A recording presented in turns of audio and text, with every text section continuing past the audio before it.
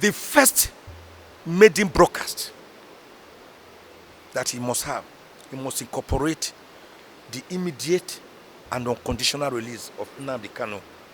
And somehow, that will give him some traction. And Nigerians will clap for him, saying, oh, you have started on a good note. And that will make him generate some sympathy, if not empathy, from a large spectrum of the nation, particularly in the Igbo race, the Igbos. It will generate some sympathy. So that is my advice. It's unsolicited advice.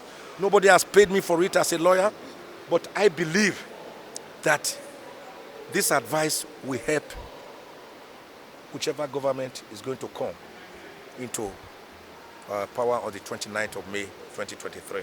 I begged and pleaded with President Buhari on bended knees that he should release Nnamdi Kanu immediately, because it's not a threat to national security. And I'm now again praying President Buhari on my bended knees once more to release Nnamdi Kanu today. People will clap for him.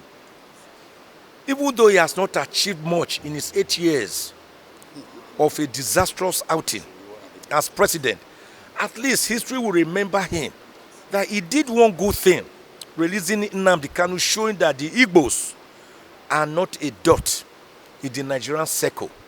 That of the 374 ethnic groups in Nigeria that speak over 350 languages, according to Professor Onigu Otite, in his demographic survey of Nigeria, that the Igbos actually constitute the cementing, the binding wire, the cementing force, the erudite that holds the other tribes together.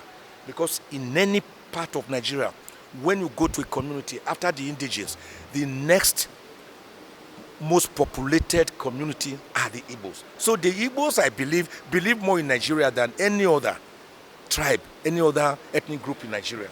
What Buhari should do is to release this man. Sure. And then history will remember him for that. If for any reason he does not release him, the next president to even begin to rule at all, to govern a people at all with peace and tranquility, with mutual respect and egalitarianism, with social justice, is first national broadcast, whosoever the president will be. The first national broadcast must incorporate immediate and unconditional release of Nnamdi Kanu. Although there are still election petitions against Tinubu, Shiwaju Bola Tinubu, but the constitutional provision is that a president, Buhari's term lapses on 29th of May, 2023. That means a president, somebody has to be sworn in. I'm a constitutional lawyer. I know that that's the constitutional provision. So even if the person sworn in is a lame duck president, groggy, dawdly, wobbly, fumbly, I pray, not crumbly, at least we will say he's president of Nigeria.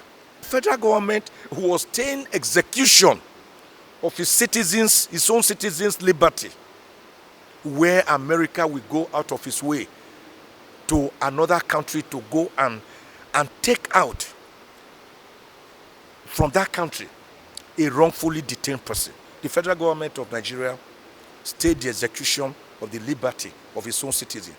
And they have been delaying this matter. They filed an appeal since 18th of October, 2022.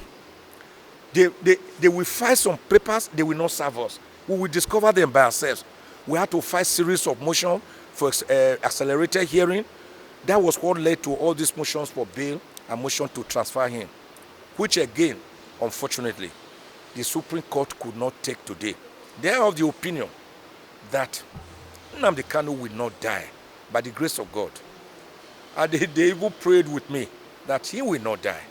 They are of the opinion that it is better to go for the main appeal once and for all than through this motion for bail or motion to transfer him from DSS Gulag to Kuje Correctional Center. So by the grace of God, let me say this and say this very clearly. The federal government can run, but it cannot hide.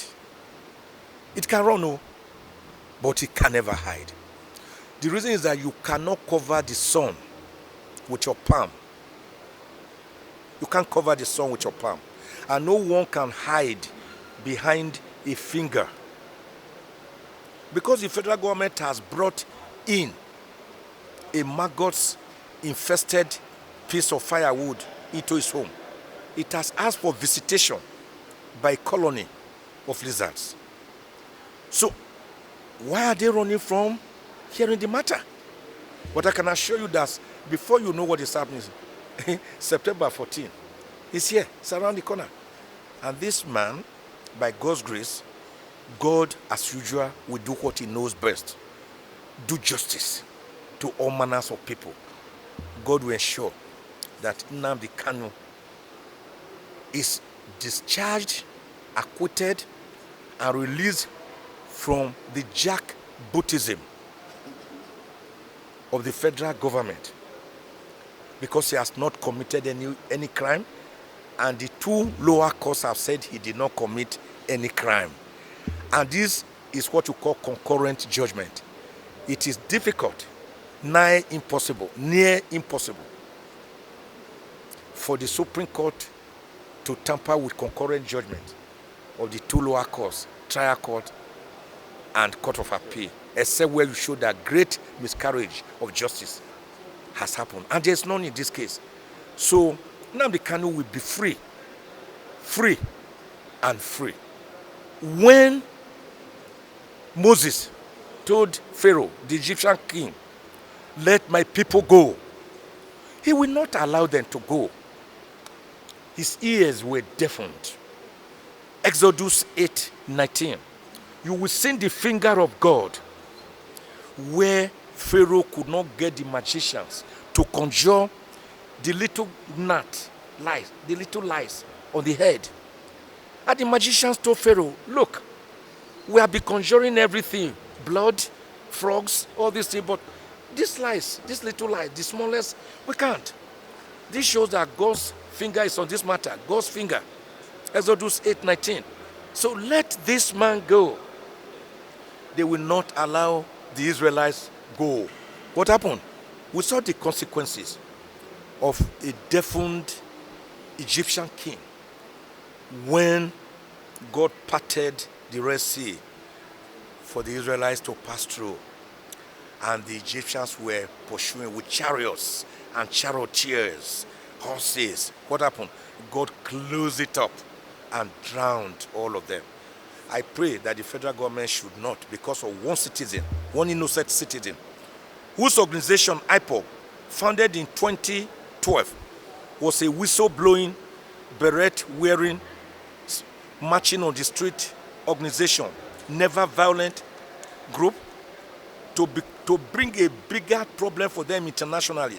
Because it was not until the federal government decided on his house on the 14th, his ancestral home at Afarauku, Ibeku, near Umuahia, Abia State, between 10th and 14th of September 2017, trying to extrajudicially kill and annihilate Nnamdi Kanu, that he fled by the whiskers of his teeth.